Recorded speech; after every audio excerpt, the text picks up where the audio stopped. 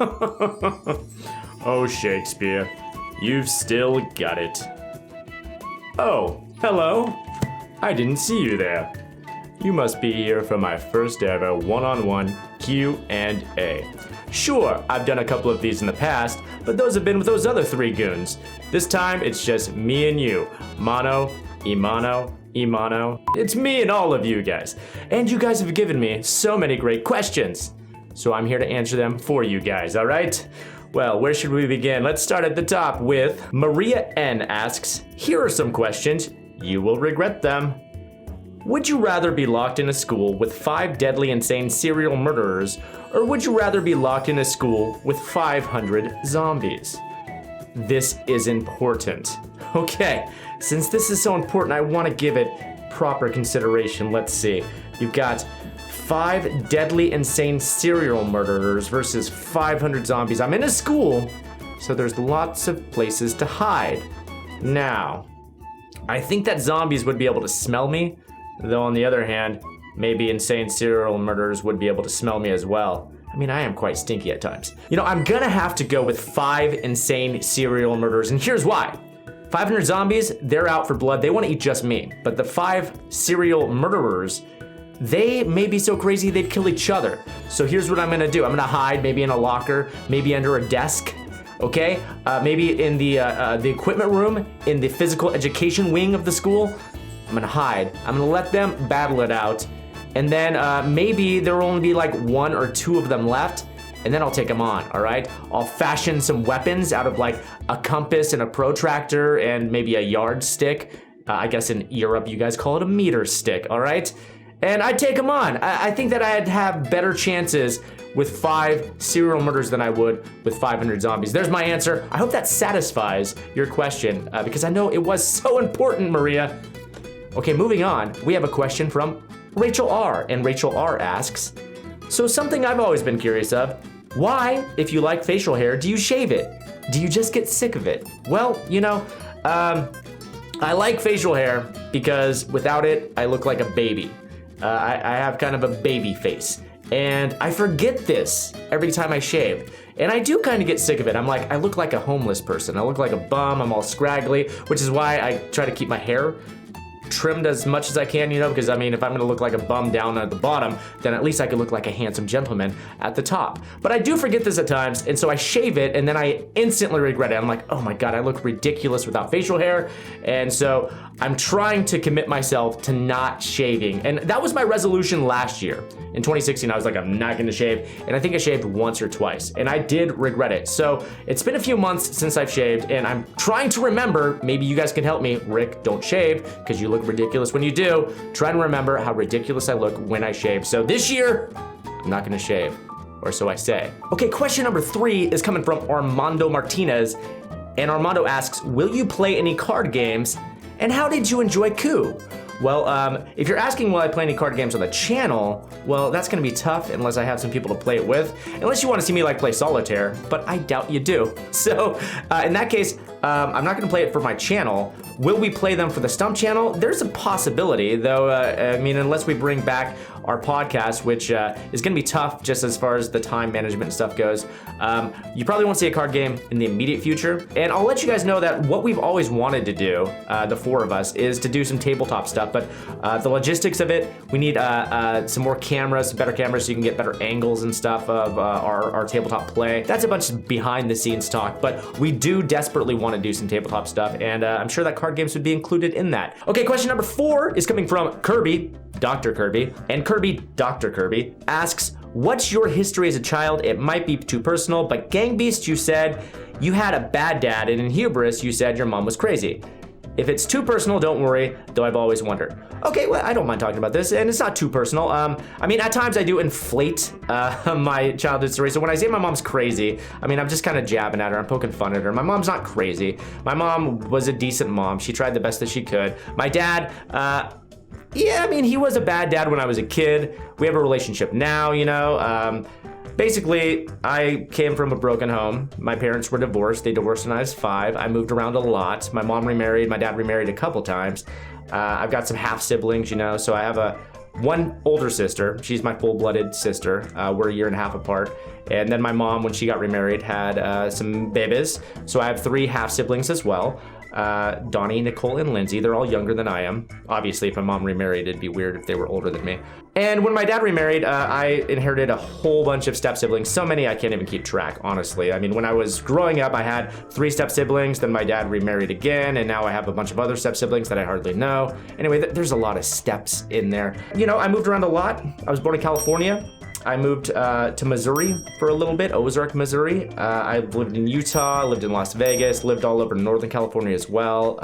Spent some time in South Carolina and in Virginia. But I mean, that's the short story of my childhood. Like I said, I mean, my dad wasn't a bad dad. He was just absent a lot, you know. He was young. My parents were very young when they had us. So oftentimes I think, wow, my dad was younger than I am now when he wasn't around when I was a kid. He was just young. He was confused. But yeah, that's the story of my childhood.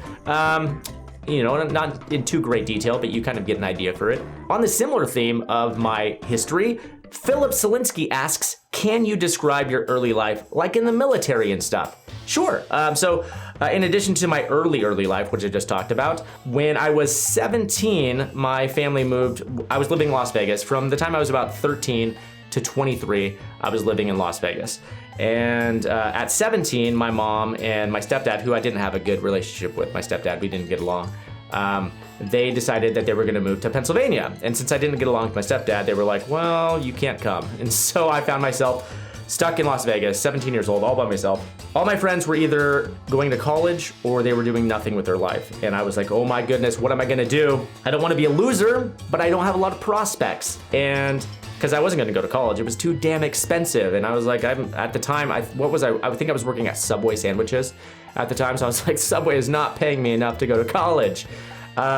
This was in 2001. And then in, well, technically it was in 2000, but then the next year, in 2001, 9/11 happened and patriotism swept the country. I kind of made up my mind then, okay, well, I guess I'll join the Army. It's my patriotic duty and maybe I can make some money and a career doing it. So, I mean, it wasn't for me. We were invading Iraq at the time, and I mean, not to get too political, but I didn't really agree with why we were going to war, and I just couldn't see myself staying in the Army, and I got out. There's kind of a misconception about the Army, that it's scary, that the drill sergeants are mean, and while I'm not gonna say that's not true, there's a reason that they do it. You can agree with the reason why they do it, you can disagree with the reason why they do it, but by the end of basic training, I think that for the most part, my entire company really appreciated the work that our drill sergeants did. And when I went to AIT, which is our advanced training, again, I really got along with the drill sergeants.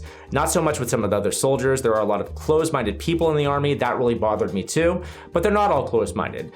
In the Army, a lot of people are just down on their luck and they're just looking to make something of themselves. But beyond the Army, at 23, I got married to Melanie, and we met when we were younger. When I was a teenager is when I actually got to know Melanie. At 23, we got married, and we moved out of Las Vegas to Utah. We spent a year there before we finally moved to Portland, Oregon, and this is where I've lived now for going on 11 years. So I hope that sort of answers your question there, Phillips Olinsky. Okay, next question coming from The Working Ant, and The Working Ant asks, when did you get your dogs and why, if you still have them? I do still have them. They're not living with me right now. They're living with Mel. But I got my dogs, let's see, I got Dudley 9 years ago and then Scout 8 years ago. And they are brother and sister. So Dudley and Scout are both Boston Terriers. And why did we get them? Well, we wanted pets, and I'll be honest, I was against the idea of getting a dog. I was like, it's too much work having a dog. No, I'm not gonna do it.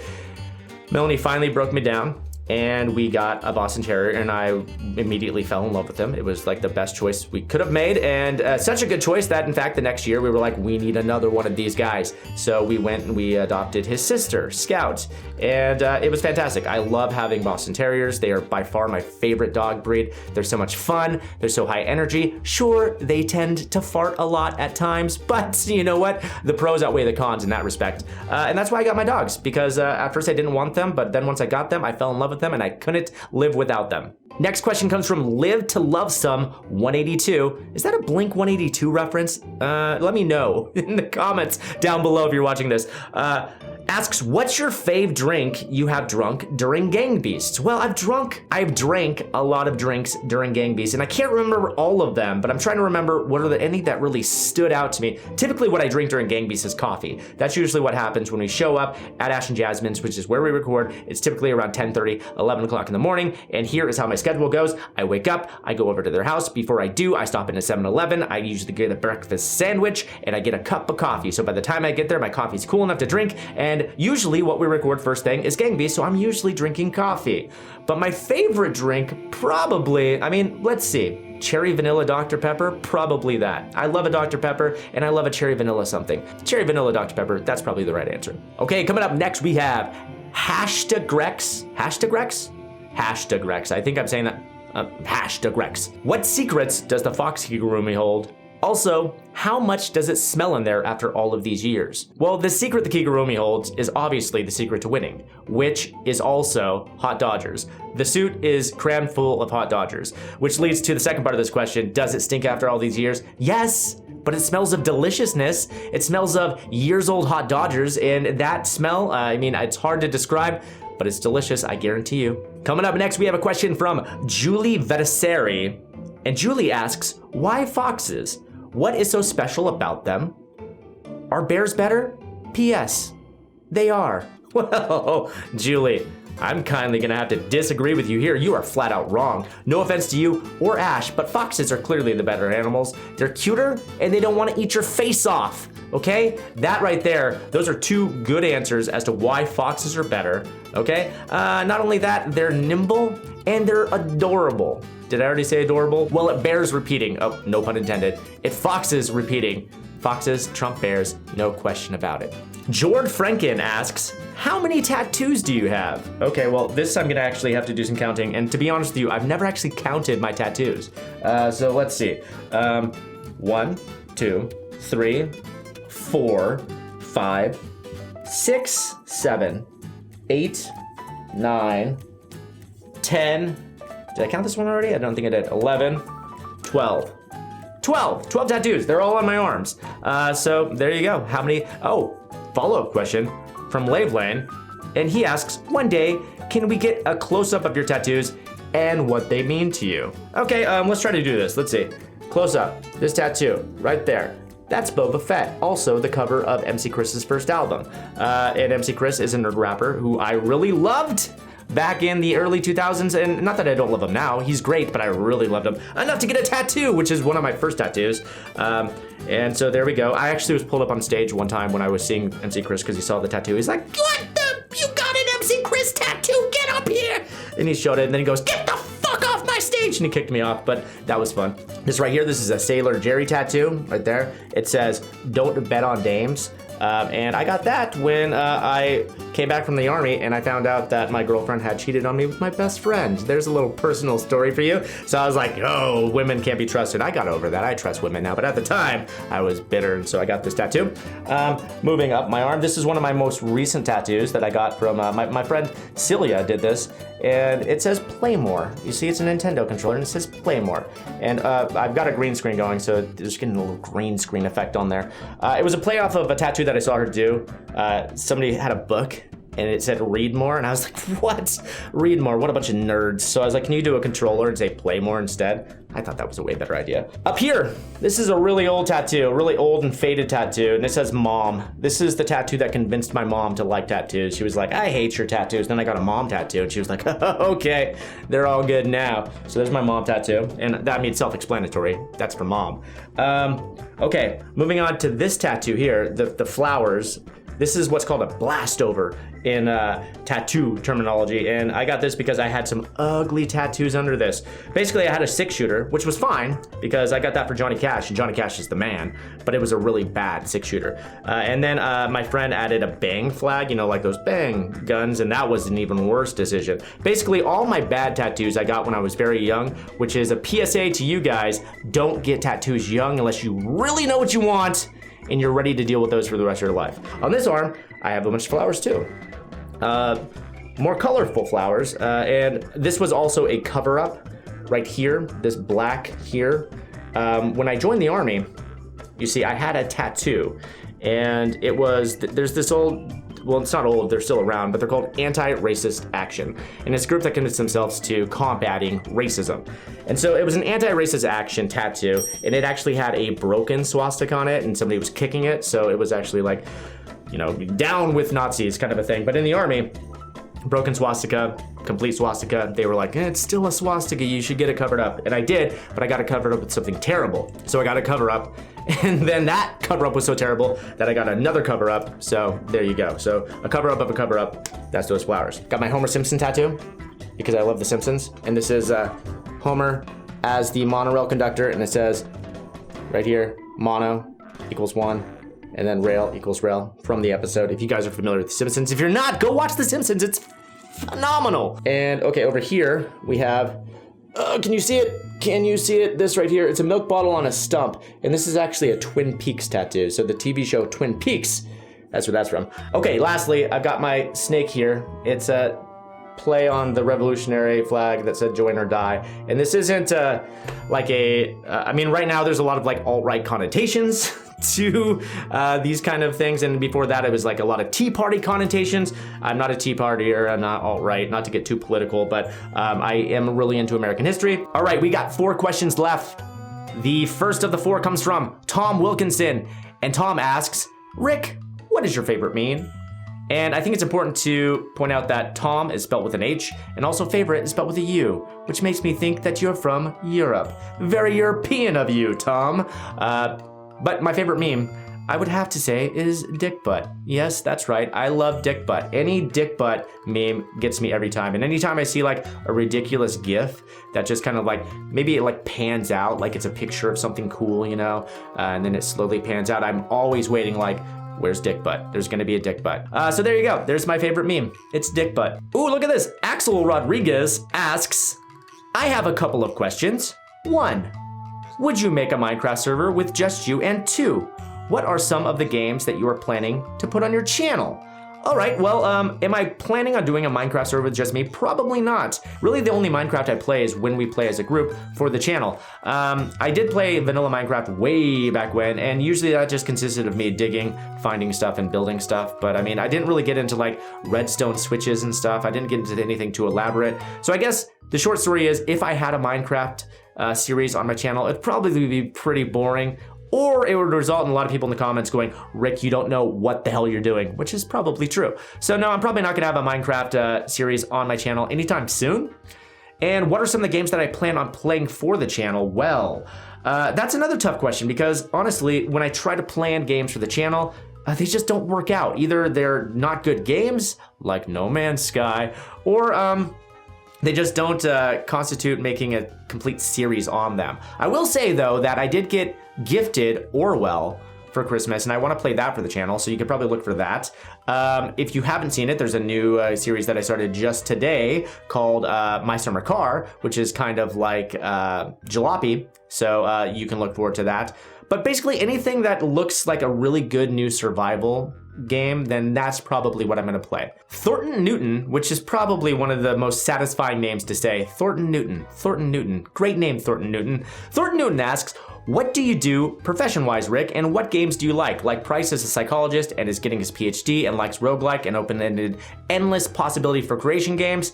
What games do I like and what do I do for a profession? Well, I do this for a profession now, but before I did this full time, I was working in management. I worked in grocery management. So I worked in a grocery store as a manager. So, I mean, nothing too thrilling there. I wasn't getting a PhD or anything, though I did go to college for communications, just never really did anything with that degree. Well, except what you're seeing now. I mean, before I went to school for communications, I was not very good at speaking publicly.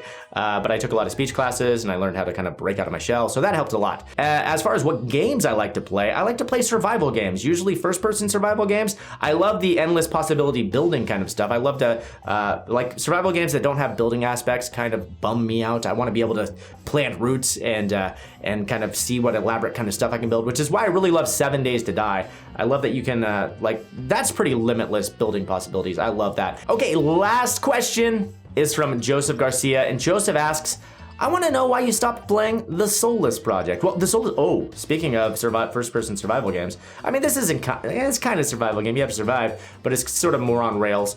But the Solus Project was great, but I stopped playing it because there was a break between updates, and then I found other stuff to play, and I never really got back to it because the break between the updates was so long.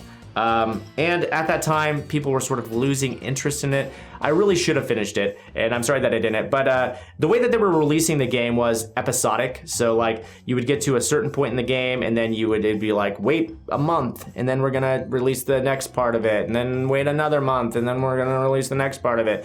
Anyway, it would have been like months before I could have actually got to the end of the game, and I was like, ooh, am I willing to put in that much time and effort into it? And in the end, I was kind of like, no, I'm not going to. Though I do want to know how that game ends. And so that's the story of why I didn't finish the Solus Project. I hope it's not too much of a bummer. All right, guys, well, that is it. That is the end of my first one-on-one Q&A. I say one-on-one, even though there's all of you guys. Well, before I go, guys, I want to say thank you for all of the questions. That was awesome. You guys are awesome. Thank you so much. In the meantime, I will try to plan another Q&A, maybe in a few months, maybe in 6 months or something, you know, maybe a summer Q&A. So if you guys want to see that, then get those questions ready for me. But that's it, guys. That's where I'm going to wrap it up.